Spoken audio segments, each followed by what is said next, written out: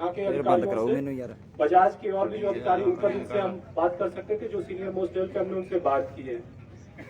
हमारे पास अब 3 विकल्प हैं आपको देने के लिए। हम आपसे कोई ऐसी नाजायज बात नहीं करेंगे जिनको हम पूरा ना कर सकें। जो और ये बातें मिल के प्रबंधन की तरफ से आई है, मिल प्रबंधन ने ही हमें ये बात कही है और हमें ये एश्योर किया है और उसको एश्योर करवाना हमारा काम है। We will do it.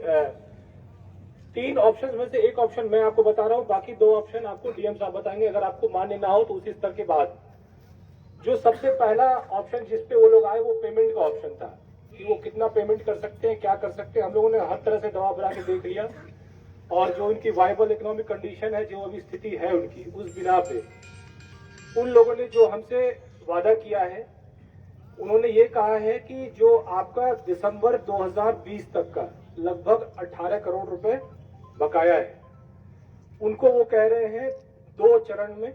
पहला मंडे को वो कह रहे हैं 10 करोड़ रुपए इस सोमवार को, और उसके 3-4 वर्किंग डेज के बाद 4 दिनों के अंदर बकाया 8 करोड़, तो मतलब 18 करोड़ पिछले वर्ष का 2020 का बकाया कंप्लीट हो जाएगा 10 तारीख तक। इस 10 दिसंबर तक वो कह रहे हैं कि पिछले दिसंबर 2020 तक का बकाया कंप्लीट कर देंगे। एक दूसरा, इसके अतिरिक्त लगभग 50 करोड़ उन्होंने वादा किया कि वो अगले 20 दिनों में, मतलब दिसंबर 30 तक 50 करोड़ रुपए और वो करेंगे। इसके अतिरिक्त एक चीज उन्होंने कही जिसको हमने बहुत प्रेशर देके अभी नहीं पुष्टि की है, लेकिन ये वाली कार्य जो आपको कहा है ये 68 करोड़, वो हम लोग एफिडेविट्स पे लिखवा के लेंगे, वो एफिडेविट्स पे लिख के देंगे। अगर वो नहीं करते ऐसा तो हम लोगों के खिलाफ कानूनी कार्रवाई, जो कि जेल जाना भी हो सकता है, उनको जेल भी जाना पड़ेगा अगर वो लिख के कुछ गलत देंगे तो। एक दूसरी चीज जो उन्होंने कही है कि जो पिछले वित्तीय वर्ष का था, लगभग आपका 270 करोड़ लगभग बचा है, 270 करोड़ रुपए बचा है, वो उनका ये कहना है कि by the end of February, इस फरवरी माह के अंत तक वो उसको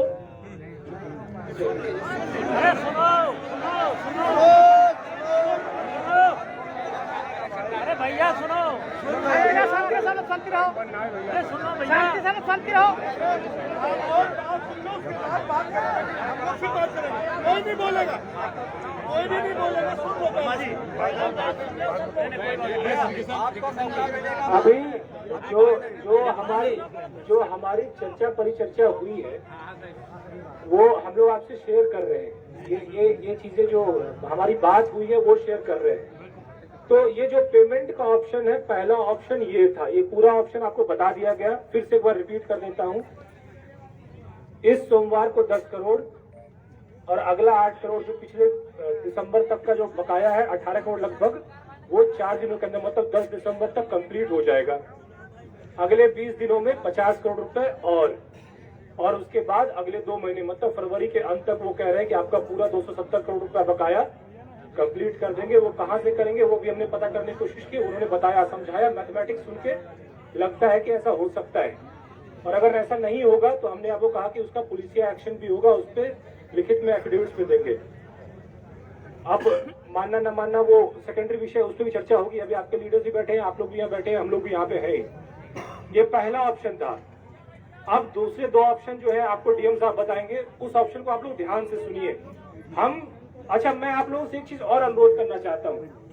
हम यहाँ पे समाधान निकालने के लिए है, समस्या गिनाने के लिए नहीं है। समस्या आपकी क्या है हम जानते हैं, और अगर हम नहीं जानते तो हम इतने दूर चल के यहाँ से यहाँ तक नहीं आते, या फिर हम अपने पूरे जिले को छोड़ करके यहाँ इस विशेष वर्ग के लिए नहीं आते।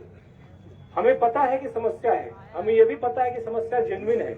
और आप लोग, एक बात और बताया जाए कि इस चीज के लिए हमें मुख्यमंत्री ऑफिस से कहा गया कि आप लोग जाके वार्ता करें। तो आप सोचिए, मुख्यमंत्री जी, माननीय मुख्यमंत्री जी बिल्कुल चिंतित है इस विषय के, आपके विषय को जानते हैं, वो जानते हैं, वो चाहते हैं कि इसमें वार्ता हो, आपकी जो भी समस्या का जैसा भी निराकरण हो सकता हो।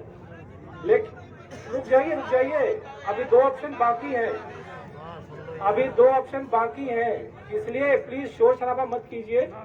और अगर अराजकता करना है तो फिर बोलिए, हम लोग चले आते, अराजकता ही कर लीजिए। हम लोग तो आपकी बातें सुनने के लिए खड़े हैं ना, प्लीज। तो आप सब लोग से अनुरोध है कि बात सुन लीजिए थोड़ी देर हमारी। इस चीज के लिए जितना हम सोच रहे हैं, मुझे लगता है इनसे, हमसे कई ज्यादा गुना मुख्यमंत्री ऑफिस इस चीज के लिए सोच रहा है। लेकिन ऑप्शंस, उसको ध्यान से प्लीज सुनिएगा। एक मैं कह रहा हूं कि एक समाधान निकालने वाली बात हो, ना कि समस्या पैदा करने वाली बात। आप लोगों ने समस्या पैदा नहीं की, मिल वालों ने पैदा की, लेकिन क्या उनके पास समाधान है, ये भी सोचने का विषय होगा। अगर किसी को गोली मार देने से निदान होता है तो क्या गोली मार देना चाहिए? ये भी एक सॉल्यूशन है, ये भी सोच लीजिएगा। क्या ये भी समाधान होता है? ये समाधान है नहीं। तो समाधान हम वैसा पहुंचे जहां पे एक्चुअली उसको हम किया सकता है, हम पटल पे ला सकते हैं। तो मैंने आपको एक समाधान बताया। अब इस समाधान के अलावा 2 और समाधान है आपके पास। अब सुनिए, आप डीएम साहब आपसे अब मुखातिब होंगे और आपको बताएंगे वो 2 ऑप्शन क्या क्या है। धन्यवाद एसपी साहब। जितने किसान भाई हमारे यहाँ पे हैं, पहला विकल्प आपको एसपी साहब ने बताया, जो उन्होंने भी वार्ता की है। हम कप्तान साहब और सीडीओ साहब जनपद के तीनों लोग इसीलिए आए हैं कि किसान बंधु परेशान न हो, उनकी समस्याओं का समाधान समयबद्ध किया जाए। जितने बंधु यहाँ पे हैं लगभग सभी बजाज के बारे में, पेमेंट के बारे में वाकिफ हैं कि पूर्व वर्षों में कैसे कैसे इनका व्यवहार रहा है, कैसे कैसे करते रहे हैं। बजाज ग्रुप के जितने प्रबंधन है यहाँ पे उनसे वार्ता हुई। तो पहला विकल्प आपको एसपी साहब ने बताया है। दूसरे विकल्प के रूप में ये है कि हम लोग मुख्यालय जाकर उच्चाधिकारियों से और बजाज ग्रुप के लोगों से बात करेंगे। उसके बाद आपको फिर बता पाएंगे क्या उसका हल निकला, कितना वो देने की क्षमता में है, कितना वो दे पाएंगे, कब तक दे पाएंगे, वार्ता के उपरांत बता पाएंगे। तीसरा विकल्प जो मैंने गन्ना आयुक्त महोदय से बात की है, इसको बहुत गौर से आप सुनिएगा। अगर आप सभी सहमत होंगे तो ये हमारे बस में है, इसको हम तत्काल इसको पेश करते हैं, इसमें हमें कोई आपत्ति नहीं है। बट निर्णय आप सबको करना है यहाँ की परिस्थितियों को देखते हुए, क्योंकि आपसे अच्छा वाकिफ यहाँ पे कोई नहीं है। हमको 1 महीना भी आए हुआ है, कप्तान साहब को 15 दिन हुए हैं, लेकिन आप लोग यहाँ के परमानेंट निवासी हैं, आप अच्छे से वाकिफ है यहाँ के बारे में। एक चीज जो हमारे बस में है, अगर आप सभी सहमत होंगे, आप विचार करिएगा।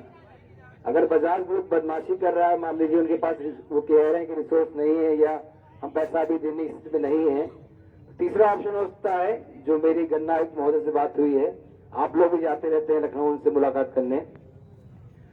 अगर आप सभी सहमत होंगे, सभी चाहेंगे, तो मिल के लाइसेंस को निरस्त करने का प्रस्ताव हम भेज देंगे।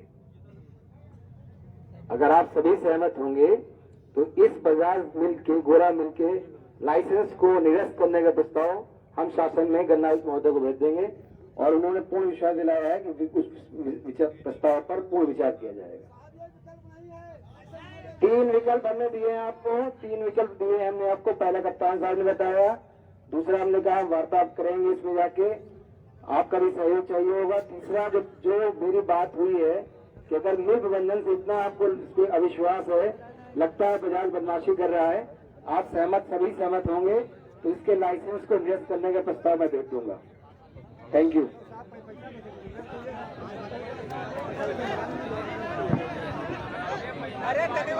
अब सुनिए, एक बार अभी मैं और डीएम साहब थोड़ी साइड हट जाएंगे, आप सब लोग आपस में वार्ता कर लीजिए। देखिए हमारे पास यही 3 ऑप्शन है और इसके अलावा अब मिल निरस्त करना, लाइसेंस निरस्त करने से खराब ऑप्शन तो नहीं हो सकता है। सरकार इससे कठोर निर्णय तो नहीं ले सकती है। तो अब सबसे कठोरतम जो आप लोगों की मंशा को देखते हुए कि नहीं आपको लगता है कि बहुत ही खराब है ये मिल और बिल्कुल ही सिस्टम